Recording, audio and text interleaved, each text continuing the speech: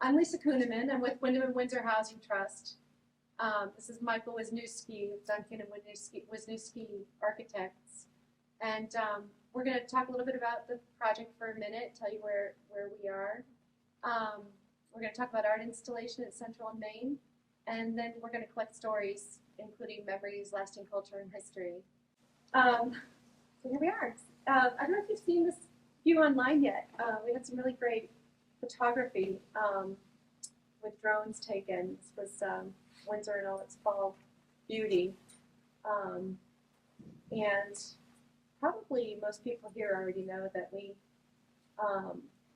Windsor Improvement Corporation acquired the lot that the property's on in 2013, and then built the access road from Central Street that you can see to this side of the screen, the left of the screen.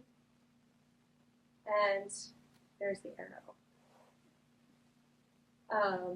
And in 2021, Windsor Improvement Corporation announced a partnership with us, Wyndham and Windsor Housing Trust, and Evernorth to develop the property. We then hired Michael Wisniewski to work through the design, and we got through the permitting and the funding hurdles, and then we hired Negley and Chase Construction Company. And it's really great to be able to say that, sometimes there are stressful points in the process of getting to the place of building, and then when you're getting through building, there can be stressful points. Right now, we're in a really good place with construction. Things are going well. I don't want to jinx anything, but we're happy to say there isn't really anything to be stressed about, and it's going extremely well. Just a brief overview of what the property will be. It's 25 units served by elevator, and eligibility for affordable housing in this project will include families with incomes from about $12,000 to about $76,000. And anybody who's watching this tonight or later on video, if you have any questions about eligibility, you can call Stewart Property Management and find out if you're eligible. So we expect to reach substantial completion late spring 2025, and the property manager will be Stewart Property Management. I don't know what's happening. It's stuck. It seems to be looping. Okay. And you can find construction details and lease-up information at our website. It's homemattershere.org. And then there's an FAQ page that is dedicated to the Windsor project. And you can sign up to receive project updates directly from us. And this is my email, lkuhneman@homemattershere.org. And but tonight we're going to focus on placemaking. So Wyndham and Windsor likes to, with projects, think about placemaking elements that we can use to transform the building or the area into a unique place. Of course, ways to do that include the ways people use a space. So if there's a field and it's being used for a farmer's market, that activity transforms the space and how people feel about it and what its use is. Natural features can make a place unique. Building design can go a long way toward making a place unique, and I think in the case of Central and Main, Michael's done a fantastic job of that. And landscape design can do that. There are some landscape elements at Central and Main that will make the place unique. We have talked with people who work with Abenaki people, and they've identified some plantings that we'll have in place that will connect us to the history before anything was built there. And then tonight we're going to talk about artwork. that can make this place unique. Um, I have a fair amount of nightmares, but it's never about these connections of the computer. And yet that's actually the worst nightmare of all. So this is a PDF, so you're going to see a lot of extraneous stuff. The original file that I could show you the whole thing, it went crazy just before I left. But we'll still be able to see everything. So this is our site, and you can see the building under progress, as well as the elevation of the finished building, with the diner on the right, and where you're going to get to the art is between our building and the art. Now, I grew up in Buffalo, New York, and that is a picture of our post office, which is no longer a post office. And I remember as a kid being like really like thrilled that art could be on a building, that it wasn't just something you saw in a museum, but that it could be completely integrated into the structure of a building. And I am a Buffalo Bills fan, and we lost last night. So, but since we started this project, I've been like, oh, you know we have a struggle with the budget, struggle with everything, but we're going to leave this one spot that you'll see in a few minutes where we potentially are going to be able to put some art. Now, when you look at public art, most of the time for the past decades, it's been a large piece that's standing alone in front of a building, often in a very empty plaza. And that's something we didn't want to do, plus we don't really have the space to do it. There's a long ancient tradition of actually integrating art into the building, just like in Buffalo. The bottom right are actually bas-reliefs that are on the pyramids at Giza, although I've never been there. I don't even know where they are, because when I see pictures, it just looks like a lot of stones to me. And murals are a very popular thing, but we didn't want to do a mural because over time they don't hold up. You're going to be going down an area that's going to get a lot of public use. And on the left is the Parthenon, which had sculptures integrated right into the building. In recent years, public art, instead of just putting things in front of buildings, it's become much more integrated into the building. So the one on the left is in Dewville College, and they just use patterns of color as the public art piece, but it's actually part of the building. The one on the right are a bunch of abstracted books that are on the Library of Congress, or the Library of Congress in Washington. So ideas of not necessarily being literal with like a man on a horse type of thing was the art direction we wanted to go into. Now, this is a piece of art that I was involved with on one of my buildings about 25 years ago now. It's called the Mermaid Building. It's a affordable housing building in Burlington. And the mermaid that was done by the artist Leslie Fry is dressed in a War of 1812 soldier's uniform. She's holding a teapot. Her hair is made of fish, and she's coming out of a shell. Now, that was because we did a lot of research of the neighborhood history. When we were excavating for the foundation, we got a call, we found human bones.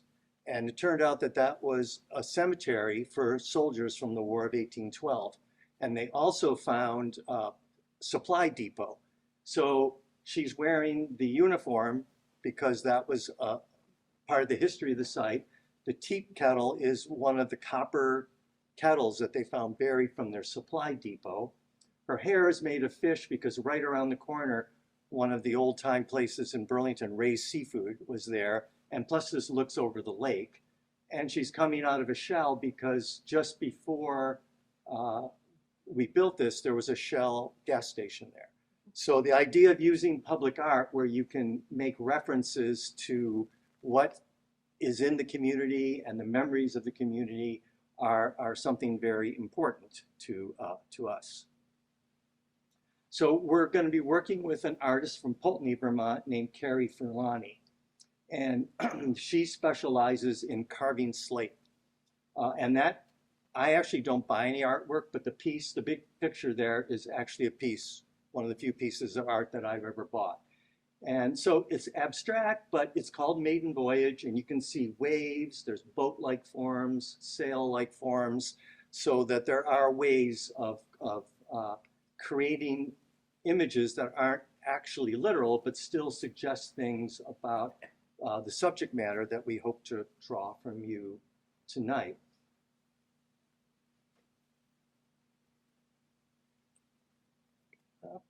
And Carrie has also done this piece of public art in her hometown, not her hometown, but where she lives in Poultney. And it's called the Silent Friends Slate Project, because that was a old slate company from 1850s that started in Poultney. And so they've got some quotes and some images from the slate company, and these two pieces sit across the street from each other, and they act as a gateway into downtown Poultney. And on the upper right, she also made this baptismal fountain for a church, which I think is in Massachusetts. So she has this ability to carve slate, and that's basically what we decided that the direction we were going to go in, because the place we have in the building, there's not a lot of space, but as you can see from the thing, she gets a lot of three-dimensional quality. That the whole piece of slate there is only 2 inches thick, and the carving is only about probably 3/4 of an inch into that.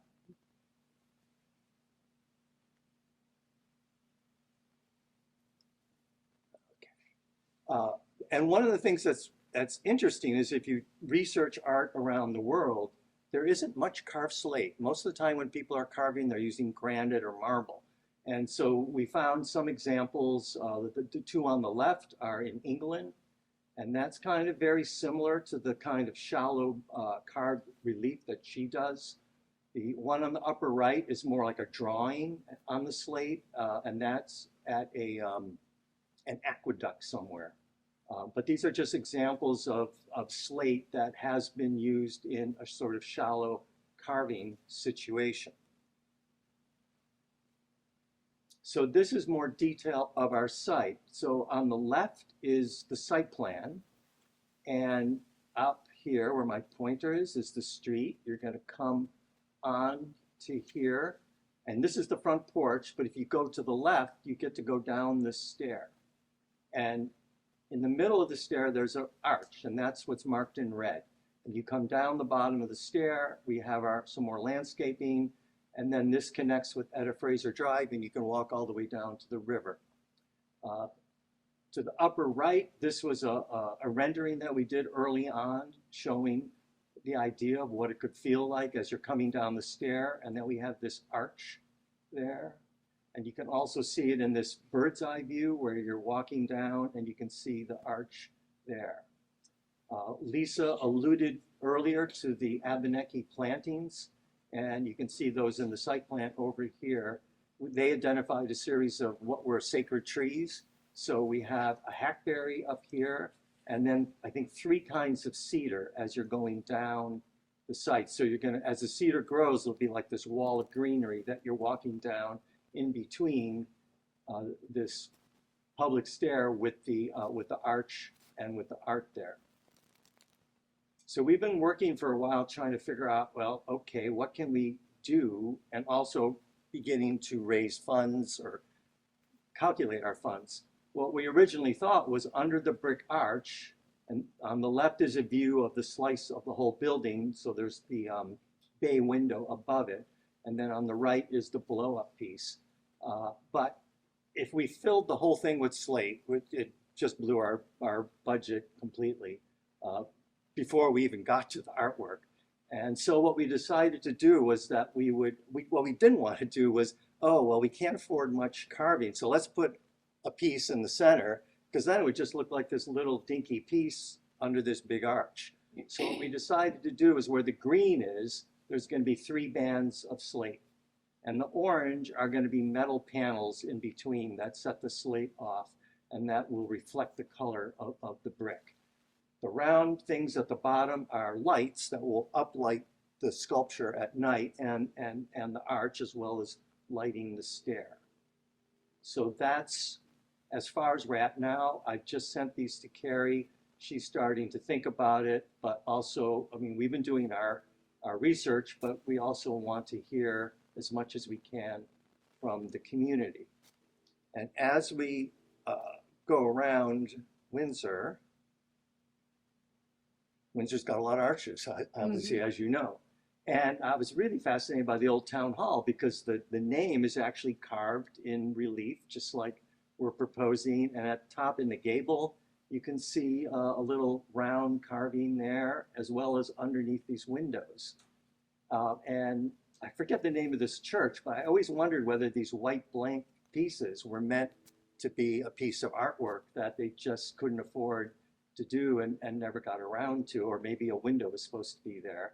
And then there's the old fire station, which has not only the arches, but the use of the concrete that sets it off.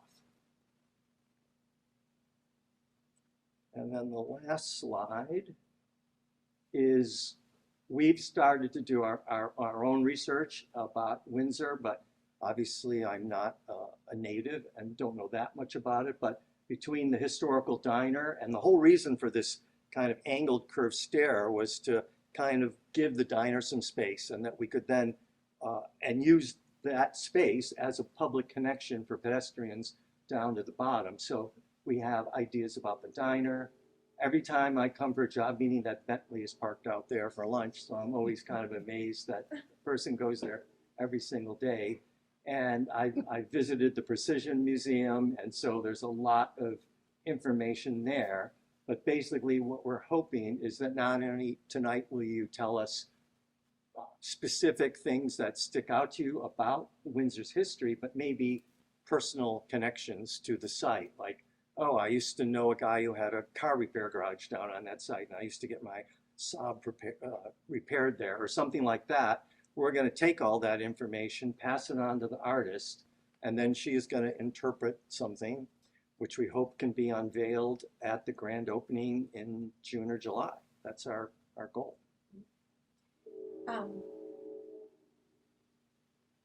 Yeah, so Carrie has we identified a date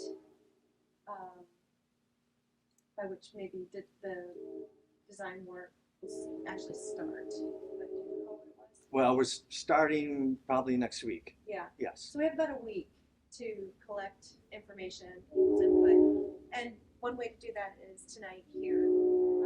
Another way to do that is via a Google Doc online. I'll share a slide when it's my turn. Okay. Do you want me to stop sharing? And if you're only if you're I'm done. Okay. So and then or people can email their contribution. And we have about half an hour, just over half an hour, and we have about 15 people here.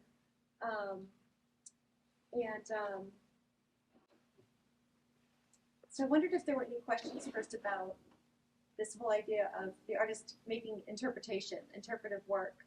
You know, you're going to make your contribution, and we can't say exactly how it will show up in the piece. We're trusting Carrie's interpretive capacity to take it and transform it into something.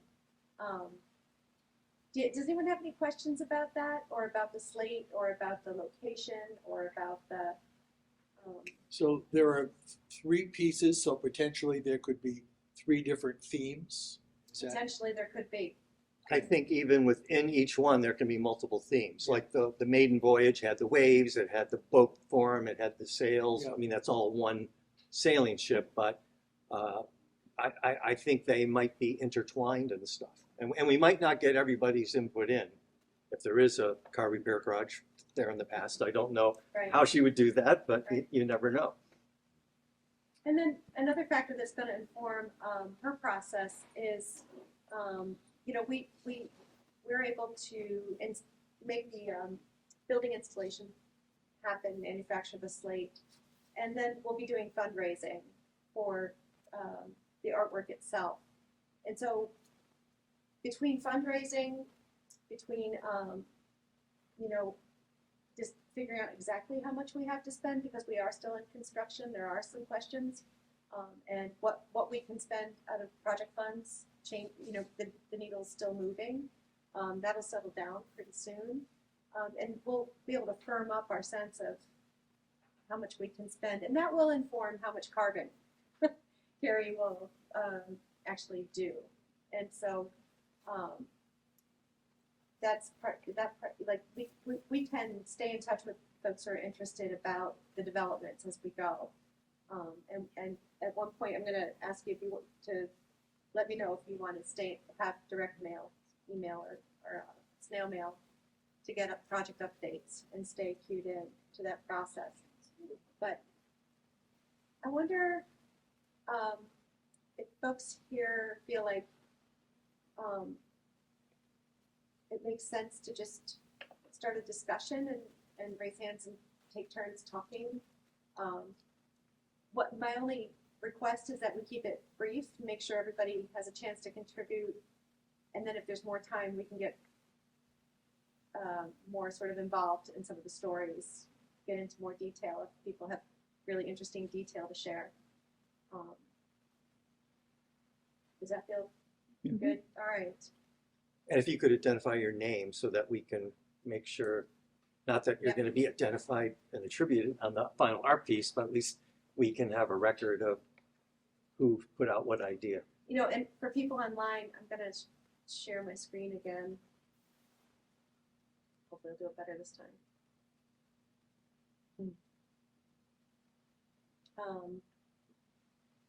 For person online.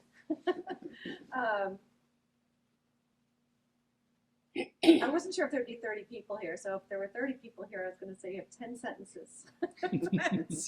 But a brief summary of what you'd like to tell and more to follow. One of the things we'd like to do is figure out if there's some way to work further with the stories. You know, we'll use the stories for art, and we'll just explore whether or not there's more. So we'd love to have people's contact information connected with the stories so that we can reach out if we end up finding a way to do more with the stories. And if you go home and you want to tell somebody about it and they want to get on the Google form link, that's at the top here. And the Google form link is also available at our website on our Windsor page. And let's see. So you can email your story to my email, lkuhneman@homemattershere.org, or use the Google form, or write it on paper and snail mail. I'll give you I have my card here with my mailing address in case, with all the contact info. Does anyone want to start us off? I'll start. Okay. Are you you're looking for images of some kind that reflect Windsor's history or present? It can be or Windsor's what? history. But also your memories of the site. And Well, I don't have any memories of the site. okay. That's fine. I mean, That's I fine. do have ideas about things you could do. For example, Windsor's a really important early printing center. And I think the first printing press in the state was here and is at the Vermont Historical Society now. That's something that's very graphic. Seems like it might. We had newspapers up the wazoo for a really long time. And it was a very important book and newspaper printing place for a while. So that kind of deals with that. And then we've got guns, which I don't think we want to do. We've got any number of machine tools that are not really that legible, but the works you showed, you know, with the wheels and the straps, and that's all cool because that's all standard probably for most of the mills that were in this town. There's glacier points that were made here. Those are kind of neat, if not really understandable, probably. I mean, you probably wouldn't know it to look at it, but they were made here. They were invented here and made here. So, I mean, that's just off the top of my head, the kind of thing I'm thinking of. And your name? Catherine Grover.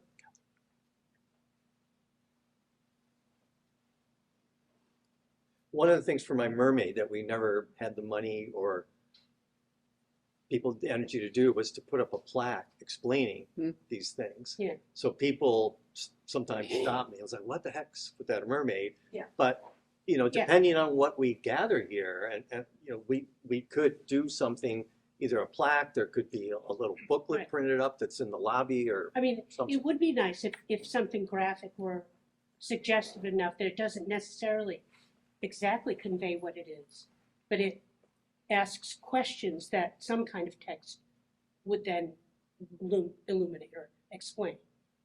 but not much text. But it would be nice if by itself it were interesting enough to ask questions, like your mermaid does. 'Cause Great, thanks, Catherine. that's mine. Anybody? Yeah? Yeah, I was just going to suggest we have three panels, right? Yes. Okay, so three broad subjects of precision manufacturing, art, and architecture. Very important to Windsor, as opposed to someone had a delicatessen here at one time, which is less meaning for the whole town, I think. It's Judy Hayward when you need her. Yeah, Yeah. yeah.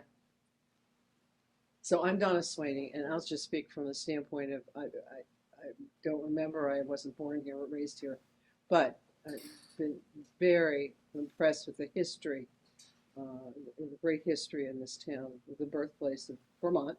Yeah. The Constitution was signed, and the Great Seal of Vermont, beautiful seal of Vermont, was developed by a person here in Windsor. You know, the interchangeable parts from the machine. You're making me change my comments now. Are you? Yeah. I'll slip about Yeah, that. but you know, there's so much history, and I don't know Bill, and I'm Donna Swaney, and Bill may have an understanding of what was at that site, at this site before.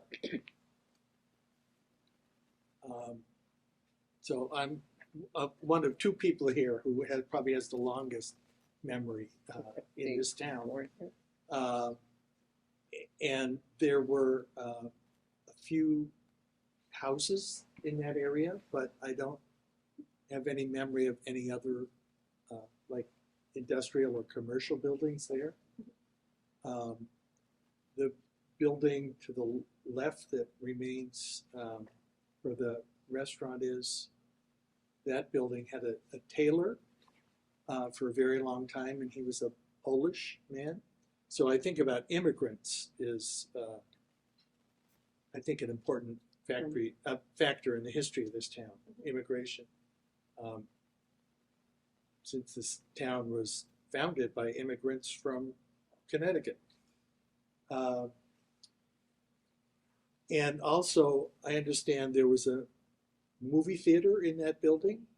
It's just a little hard to believe, but and I also understand there were at one time 7 movie theaters in this town. Did I hear that from you?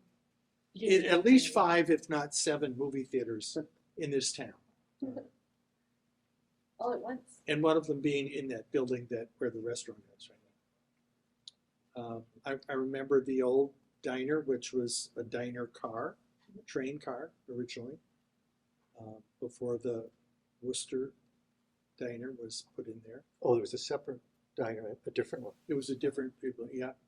And there are photos around of the original diner. So as long as I'm talking, I would certainly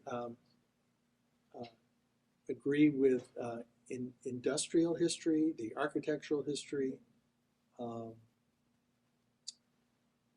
and the political history of this community being exceptional. Yeah, the architectural from Asher Benjamin to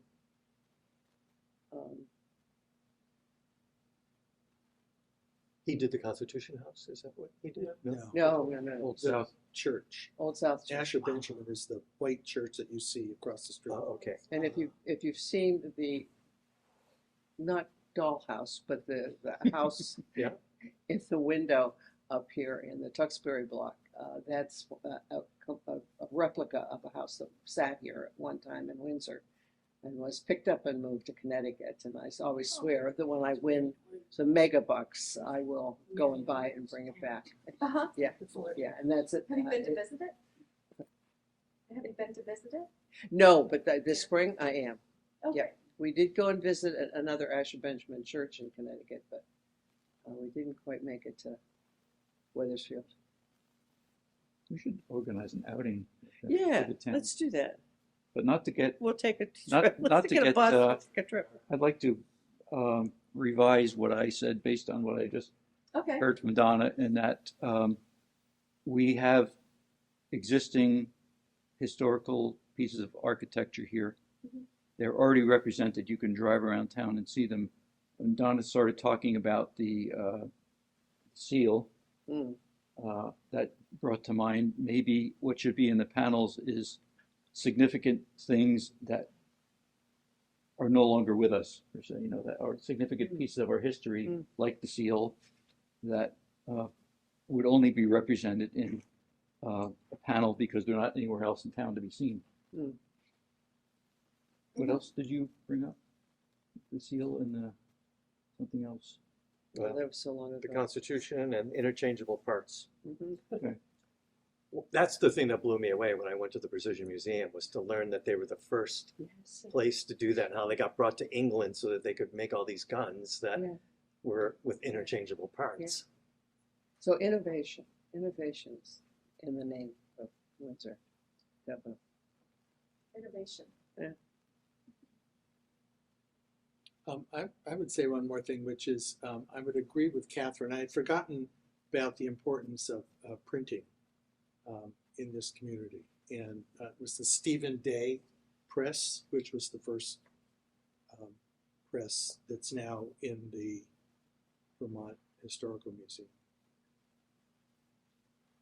It was the first In the state, in the the first state. printing press in the state.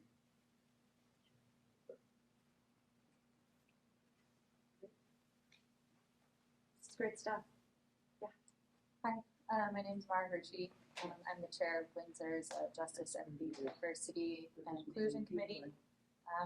I wanted to bring forward, first off, I'm so excited about this project, and I appreciate all the work that everyone's done on this, and especially a public art project. I think the only thing we have in town is the World War II Memorial, I think, in terms of something that's created specifically just as art. But I appreciate, the incorporation of the plants, and I was thinking maybe if it's a triptych, doing like a past, present, future kind of thing. One of the stories that I was really fascinated by was the story of Dinah Mason and Stephen Jacob. There's a historical marker on State Street, Mhm. and the Vermont State Constitution, which was signed here, did outlaw slavery, but there were still people in Vermont who owned slaves illegally, one of whom lived here in Windsor, Stephen Jacob, and her name was Dinah Mason or Dinah White. We're not quite sure, but she became old and I think blind, infirm, and he kicked her out, and she became a ward of the town of Windsor.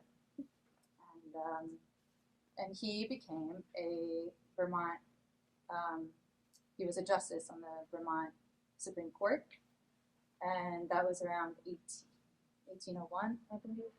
But I just thought, that the town eventually sued him to try to make him pay, for the care and the food and everything for Dinah. But I just wanted to bring that story forward as, to somebody who, the history is forgotten. A lot of times, the winners write history. We know about Stephen Jacob. We didn't know about Dinah until, it was collected.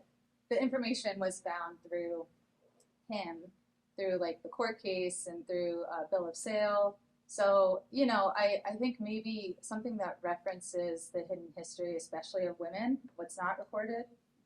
And I think that would be kind of a fun thing to touch on. The women of Windsor whose histories weren't written down in the same way that sometimes the men's are.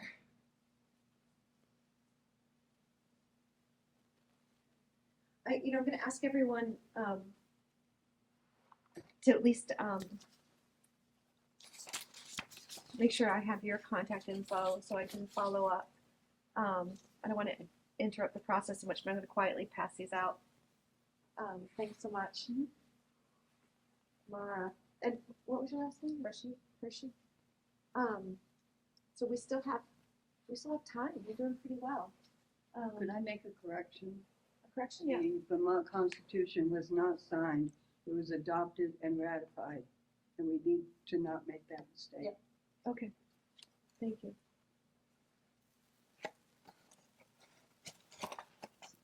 Any other? Also, the Vermont Journal being published here.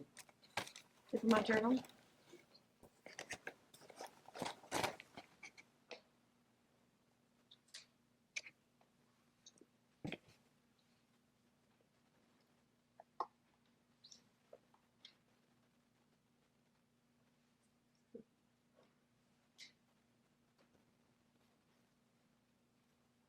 Anybody else? Yeah. Do you want to share one? Sure. On the subject of slavery, Uh-huh. one of the extraordinary figures that lived in Windsor was William Maxwell Evarts, who was Secretary of State under Andrew Johnson, was a close personal friend of Abraham Lincoln, and of course played a big part in ending slavery in the United States. And their descendants lived in Windsor until quite recently, and I know some of them. And this is more hearsay than anything else, but some of the trees that are in Windsor were brought here by William Maxwell Evarts. One of these trees is called the honey locust, with the thorns, not the one without the thorn. Right. And that was the tree under which Lincoln gave the Gettysburg Address. So A honey locust. I think if we're going to have a discussion of slavery, that part of it should hopefully be represented. And tying in with your trees, the other trees you have, we're talking about having a Yeah, the hackberry and the cedar. hackberry with the Native Americans, We having some related to. we do have honey locust at the bottom. Oh, you do? Yeah. At the lower level.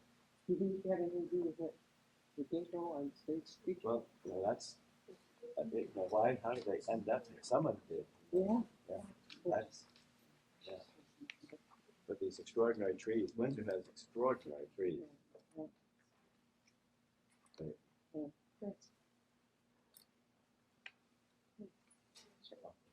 And among those trees are the king's pines, which some still exist in town. The king's pines, these were, well, there's still some in Paradise Park and many across the river in Cornish. These were the pines that King of England said, these are mine and you can't cut them down, you can't touch them. And From all the way across the pond, he said that? oh yes, because they were important for ship maps. Yes, right. And Sign up. there's for one mailing to whatever. Windsor resident, trying to think of his name, who did cut down one of the pines and ended up having to march in chains to New York City to go to court and was found guilty.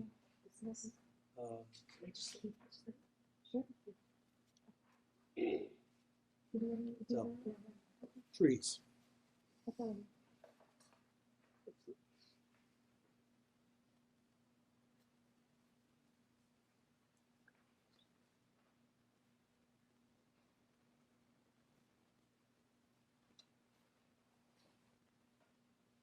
Great.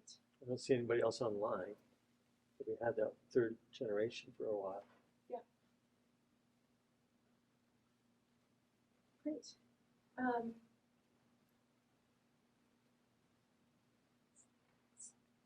Show one more slide. So we don't have details about a fundraiser. We will define it and we will announce it and share it with people. and give a sense of, what we want to do with it. Once we have an image that we're really, one of the things we've asked Carrie to do is to give us a sense of sort of minimal and maximal carving that could happen, and then we'll be able to share some of that information. I don't know if there's anything else to add. Also the manufacturing, the Acme company, that's part of that too. What's the date? Which one? The Acme, Acme company. National Acme? National Acme. I've never heard of that. And they did, Manufacturing. but like of all sorts of stuff or specialized? Machine Machine tools.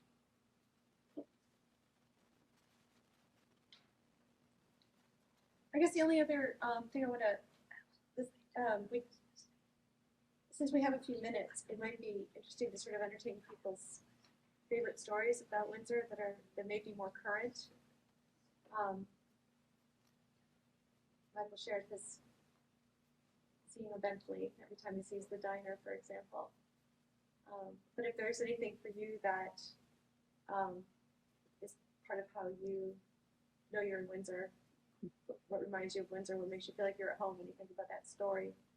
Laura? And at the Constitution House, there was a pride tree that was planted about 2 years ago, and A what tree? a pride like an for the LGBTQ plus community in town, and that a tree could be an interesting incorporation into something. Did you talk to Marion? Oh, it was me. Okay. Where's the Pride Tree? At the Constitution House, Oh, at the Constitution House. which is state property. So I'm not sure if that quite counts as Windsor, but it's in Windsor. Yeah, I mean, Yeah. it's current, and it's meaningful to you as a Windsor resident. And those are stories that we can also include. I think I was a legislator for 20 years in Montpelier, and in 2000, when we did civil unions Mhm. in the legislature, and Vermont named it civil unions, and there were some people in town who weren't so happy and tried to get their church to say, no, we won't accept this. And literally the church turned around and the congregation said, yes, we support this and we support people. So I just say that to say that there's a kind of live and let live attitude, I think, among citizens here, and an acceptance. Although we don't have that huge diversity of people walking around in town, the whole state, but still, people they'll come to your help if you need it, and that kind of thing.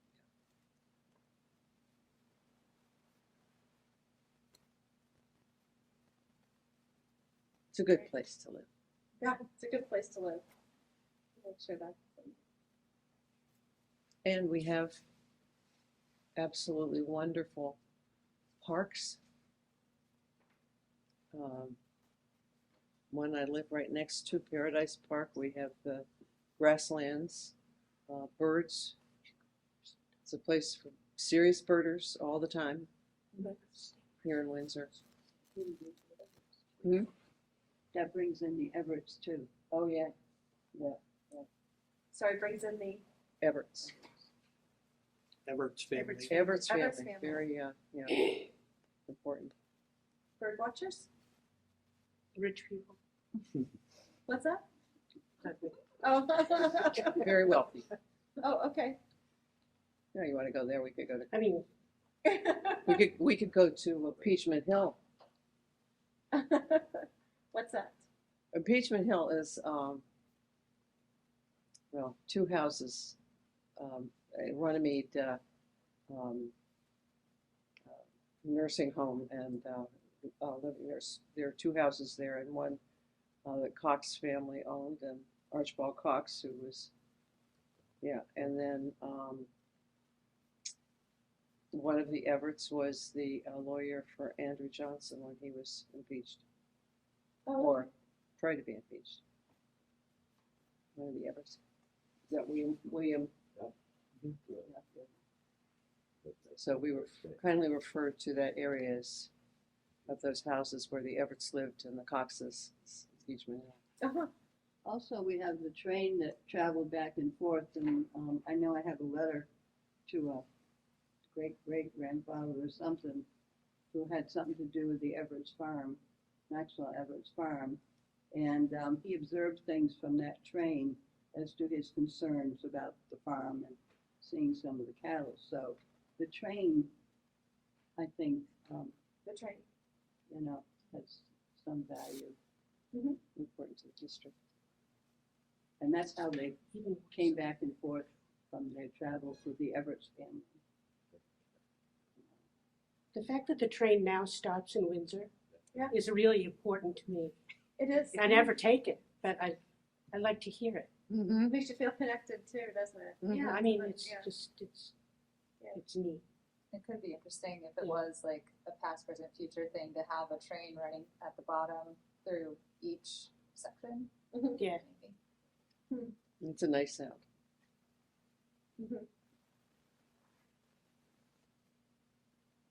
Well, there's a lot of material here. Some of it would be very difficult to actually communicate. I mean, because we're not trying to do a history lesson, Right. because you have lots of places to do that here. But so it'll be interesting. Carrie has much to work with. Yes, I mean, I love the idea of like the movie theaters, and the fact that there were. But that doesn't, it doesn't distinguish Windsor exactly. I mean, every town had movie theaters.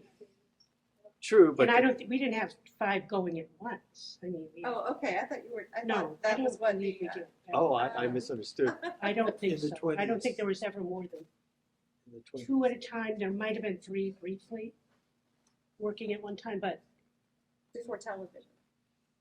oh yeah, definitely.